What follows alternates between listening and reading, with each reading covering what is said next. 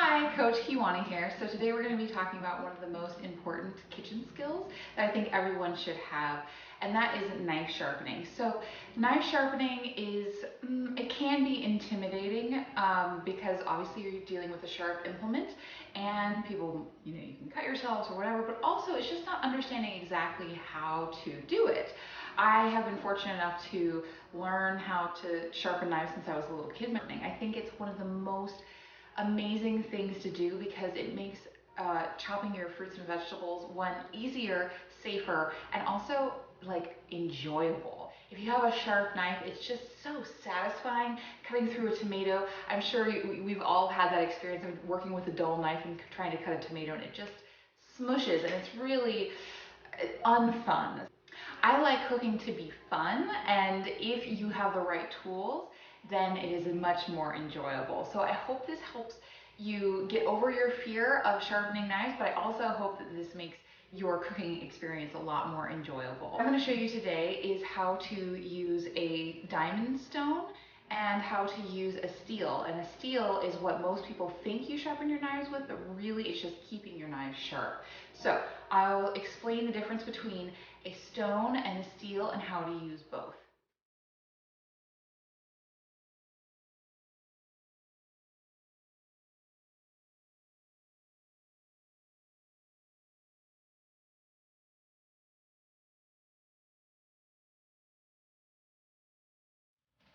Okay, so we're going to be talking about knife sharpening, as I said, and the things that we're going to be using are, I've got some tomatoes because the skin is kind of tough and the inside is kind of squishy, so it can be a really good litmus test for how sharp your knife is. Same goes for this cute little mango here. It's kind of a little older, but it's still totally edible, but it has, mangoes, as you know, have a very kind of tough, leathery skin, and the inside is fairly squishy. So if your knife isn't sharp, you're just going to mush out all the insides, right? And then we have our knives. We're not going to sharpen all these knives today, but I think it's important that you know what these knives are and what they do. So this is a 9-inch chef's knife. I think if you have no other good knife, get yourself a chef's knife. It is amazing. It will make your life so much easier and so much happier. You can cut super thin onions and have really precise knife skills. It's so enjoyable. This is a santoku. I think this is also a 9-inch. Yes, I think this is a 9-inch santoku. Great for chopping vegetables and things like that. This is a 6-inch santoku. This is, I don't know what this is called. I'm sorry. This is basically a large paring knife. Uh, and this is a paring knife, a little baby guy. And then we have a steel. A steel is basically what you use to keep your knives sharp in between sharpening. There are little micro serrations on your knives, and when you sharpen them, that gets them all in line, gets your blade all together, and then this guy helps keep them in line, so it helps keep it sharp. These are shun knives, and I got these as a gift from my husband. And the difference between a good knife and a not so good knife is that cheap knives are essentially made like flatware. Basically, it's punched stainless steel and then it's sharpened along the edge. It doesn't really maintain a very sharp or fine edge, and it's just not as fun to cut with because it's just more chunky, basically. So a good knife, these are Japanese knives, so they are folded and pounded like a sword, basically. And so they're hand forged, basically, which are awesome. I am a huge fan. The difference between, you'll see Japanese knives and you'll see German knives. These are Japanese. And the German knives are also fantastic. Like you'll look at like a Global, I think is the other one, and there's Wusthof. I looked at those as well when I bought these, or when my husband bought these, he was like, we're gonna get you a set of knives, you get to pick. I looked at those as well. The difference is German knives tend to be a little bit more sturdy, which is awesome, but they have a less fine edge or blade, and obviously it just comes down to preference. I like these ones because when I tried them out cutting them, it was just they were so enjoyable. If you go to a good culinary store where they sell knives, they will let you test out the knives. So I recommend trying them out and just see what you like, see what feels good, see how it feels to hold the knife, like how the handle feels. These handles are they have a kind of more ergonomic shape to them. And yeah, I just like how they handle. However, I really like the global knives as well. Um, and if I had like multiple kitchens or whatever, I would get all kinds of different knives. But this is what I have for now. So I'm going to show you how to hold a knife, and I'm also going to show you how to sharpen your knife using the stone. This is a stone. So this is a diamond stone. It's a Gerber diamond stone. I'm not sponsored by them. This is just this was gifted to me by my stepdad. Thanks, Scott. Love this thing. I use it all the time to keep my knives sharp, and you'll see that my knives are not that dull, actually. And then we have a little bit of water. There are, and that's for the stone itself. There are oil stones, but they're a little bit more complicated to use. You have different gradations in grit for the oil stones. I've actually never used one. I've actually only seen my stepdad use them before, but one, they're kind of a pain in the ass because they use oil, so it's kind of messy. And also, they're tiny. I don't know. This is terribly convenient, and obviously it just lives in my drawer right here, and I use water and whatever. So I'm going to show you how to sharpen your knives, and then we're going to test it out on this tomato and this mango here, and then we're going to sharpen it and retest basically. So I'll show you what we're going to do. We're going to sharpen this guy, which you'll see my knives are not dull. I keep them very sharp, but we're going to sharpen this one because it's been the longest since I have sharpened this one. Ooh, it's still pretty sharp. So I'll show you what that looks like on this tomato here. So that's actually really freaking sharp. But, oh wow, maybe I need to find a duller knife. So you can see how this left a dent and is not sharpening very well. So let's try to sharpen this one on here, and that will tell us, that will show us how well this works. So, okay, so what you are gonna do to use your stone here is you're just gonna dip your fingers in some water and rub the water onto your stone, like so. And then, you can put this down like this.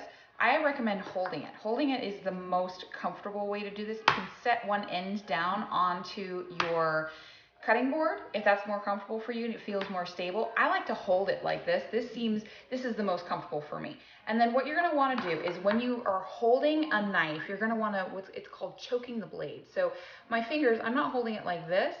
I'm holding it like this. Like my index finger comes around here and I'm holding the blade itself. That gives me much more control over my knife, and it means that it's not going to flop around in my hand, right? So I've got good control over my knife. You can do all kinds of things with your knife like that, right? So what you're going to do, you have a good hold on your knife, and then for this one, I'm actually going to do this. But generally, when you're using a knife, you want to have that choke hold, right? So what you're going to do, I have it like this for the sharpening purposes, and it's the angle at which you draw your blade across your stone is going to vary depending on whether you have Japanese or German knives. So like I said, Japanese knives have a much finer blade, and therefore you're going to draw the blade across the stone at a steeper angle. It's recommended like that 16-degree angle. You don't have to be super specific, but it's a much steeper angle. It's like yay, right? Whereas a German blade, they say like 30, 32 degrees, which is a little bit more obtuse, oblique, whatever, more oblique angle, right? So here, right, somewhere in there is going to be the right angle, and you will feel how different it feels. So what I'm going to do is I'm going to hold my blade, and I'm going to draw towards myself, drawing the blade across the stone and towards myself as I go, right?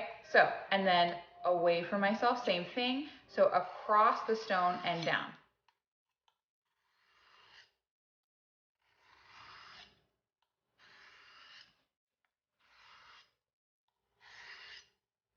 And you'll feel it catch. The blade actually gives some resistance. I'm pushing into the stone and I'm pulling across, right? Across and down to take off, actually take off some metal and resurface that edge.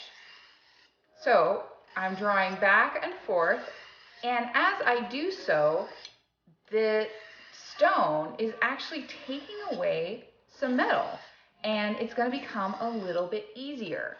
So as you go, you'll be giving the same amount of pressure and you will get less resistance, less and less and less resistance. So I'm going to keep going with this because this poor blade is so dull. So we're just sharpening, sharpening, and again, like I said, it's less and less resistance. I'm not pushing less hard, I just have less resistance because there are less burrs basically on the edge of the knife.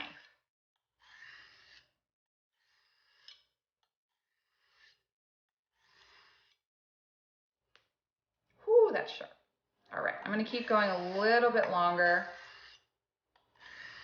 If that makes you uncomfortable to draw your thumb across the blade, yeah, don't do it. I've been fortunate enough to be taught how to sharpen knives since I was a little kid. My mom taught me how to sharpen a knife when I was like, I don't know, 8 or 10. So this is normal and totally fine. Oh, yes, that feels good. So I'm gonna set that aside. Make sure you wipe off and or wash your blade. So just make sure it's nice and clean because you don't want to get any metal shards in your food. And then let's retest that tomato, right? So you saw how the indentation. So let's see how this goes.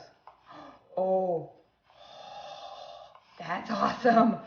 So, and I'm sure this is the real test right here. When you have all these cuts like this and you want to cut across, and I'm sure plenty of you have had that experience where you just smush right through that tomato and aren't able to get a clean cut, and so you end up with these smushed tomatoes. But look at that, so beautiful. Okay, so I'm going to sharpen my other knife, the like slightly larger paring knife. Okay, so we're going to sharpen this guy here, which is it's like a large paring knife. I don't honestly know what it's called. So this is a little drier than it was before, so we're going to re-wet that. And actually, let's check this and see how it cuts, right? So, you know, mangoes can be a little bit, oh yeah, it's not very sharp, right? Mango skin, kind of tough. All right, so let's come back to that. So we'll cut the other side using the newly sharpened knife and see how that goes. So I'm gonna clean off my blade. And then we're gonna wet our stone down. And then let's do this. So remember, you can choke your blade, or I have that little index finger on the edge for a little bit pressure. I'm pressing down into, and you can even see, oh, you can see in the water how there's a little bit of metal particulate in the edge of the water from when we sharpened the paring knife. That is awesome. So it's microscopic, but it's there, right? It's actually making a difference in resurfacing the edge of your blade. So again, I'm gonna draw towards myself at that 16-degree angle and across. So down, so press down. And you don't have to press super hard. You just need to give it some pressure, right? So you're gonna draw across. And I have my thumb, this is called your thenar pad, right? In your thumb. So have your thenar pad out of the way. You don't want your thumb up here. You want your thenar pad holding the edge of this stone and it out of the way of the edge of this. So again, I'm gonna draw across. Go as slow as you need to feel comfortable and safe. And obviously there's little bits of metal shards. So I'm doing this kind of off the edge of the cutting board because I don't want this to get into my food. I actually frequently will do this over the sink. But since we're filming, it's gonna be interesting, right? We're keeping it fresh. Okay. And you'll notice, like as you do this more and more often, you'll have